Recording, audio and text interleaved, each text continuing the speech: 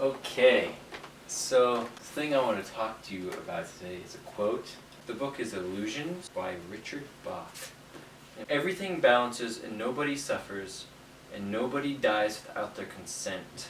The more intriguing part of this to me is that nobody dies without the consent. I just kind of want to know what you thought about it.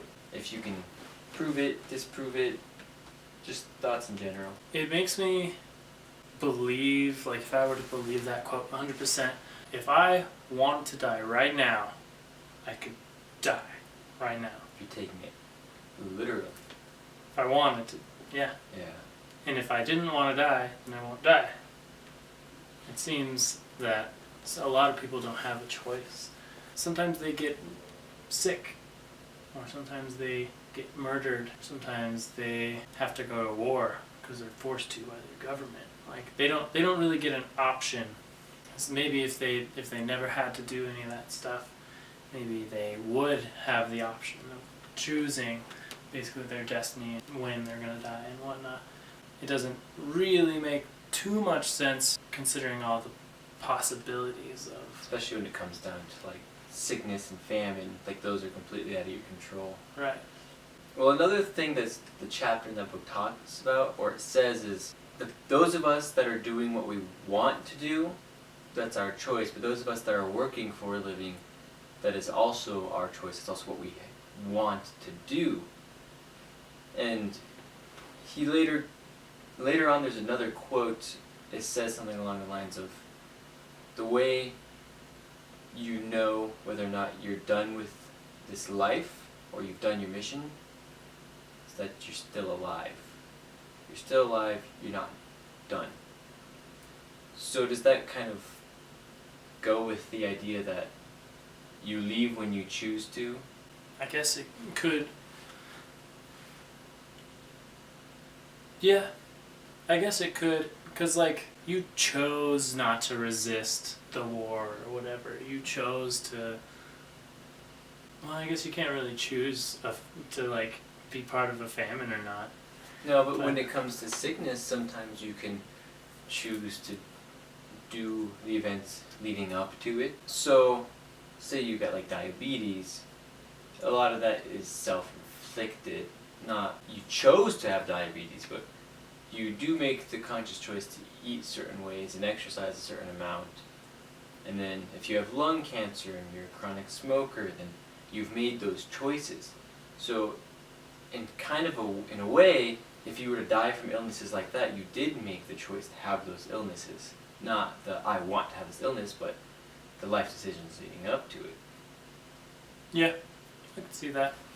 This quote also makes me think of something my uncle brought up after my grandma died.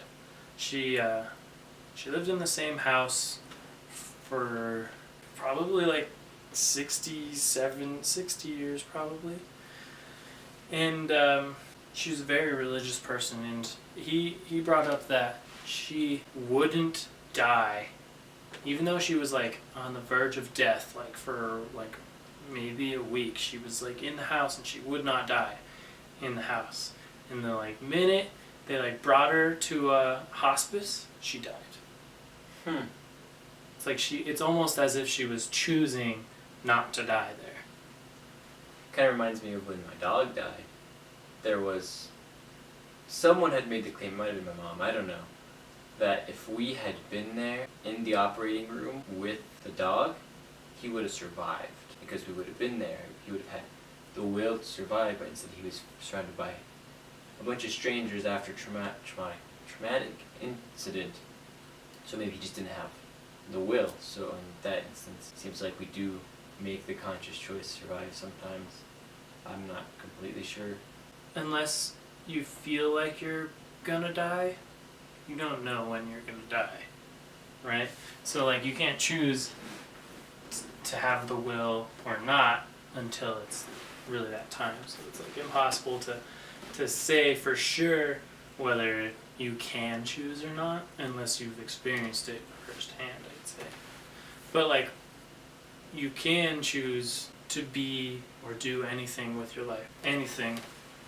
If you live in some sort of ghetto and you're not happy with living in the ghetto, you're not satisfied with your living conditions, you can always change.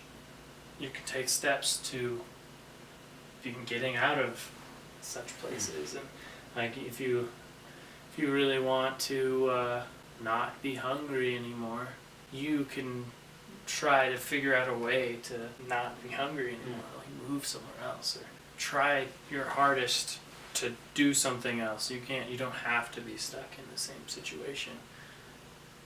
It's true, yeah.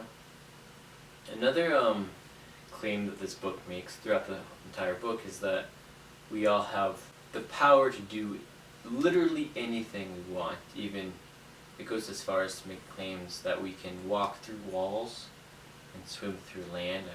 And I think when the quote says that no one dies without their consent, it means more that if we can learn how to unlock our full potential, that's a real thing that we have, then that's when we can make those choices. So it also makes the claim that we have chosen not to unlock that full potential. We have given ourselves our own mental barriers and we've stuck to them. So it's our choice to not be more God-like, per se. I guess like it goes back to even like when they thought the world was flat. Like it's the same thing. Like they believed that the world was flat, so to them it was. And they believed it 100%, so it was flat. It was flat to them. And someone came along and said, no, it's round. And they're like, okay, you're wrong. And then for a long time, they chose not to believe that. And then eventually they started to believe it. And then everyone's realities became that the world is round. And then even like with flight, the Wright brothers, it's like everyone said it wasn't possible to fly, and they did it. And just because they believed they could. And then they did it, and then they even said that we wouldn't fly over the Atlantic Ocean like you told me. And eventually someone did it. Someone even flew around the world. It's like... we let our beliefs get in the way. Yeah. Yeah. So what you're suggesting is that the claims this makes that we have the potential to be more godlike, or have more abilities at least, there are really our choices via beliefs. We are choosing to believe not that it's not true, therefore it's not happening. So you're suggesting that it's possible that it's true, and that it just takes to genuinely believe it to unlock something like that. Mm-hmm. And working towards it, because like you don't just happen to be able to do that by choosing it. You gotta like choose it and then break down your disbelief. Like take a shovel and just shovel it all out so that you have no beliefs about the subject, and then work your way up to being able to do whatever you want. How would you dismantle your pre-existing beliefs to pave way for new ones? How would you get rid of them? Challenge them all the time. Try to make yourself think of things in different ways and different lights, I'd say. Like if you question your beliefs, even your strongest belief, like religious beliefs come to mind because they're always the strongest. Like if you question it 100% and it still holds up, then it must be true, at least to you. And if you can question it and break it down further and further until it's basically nothing, then it's not a very strong belief. But like I think questioning it is one way, at least, to be able to do it. Or maybe even trying to suspend those beliefs enough to practice something. And once you get further into this practice, as you're practicing it, you're also dismantling those beliefs, because you're realizing that this thing that I was unable to do before I am actually able to do. So now it's like those beliefs that you weren't able to do that anymore are like starting to break down. At least those are two options that I could think of right now. There's another thing that what you're saying kind of made me.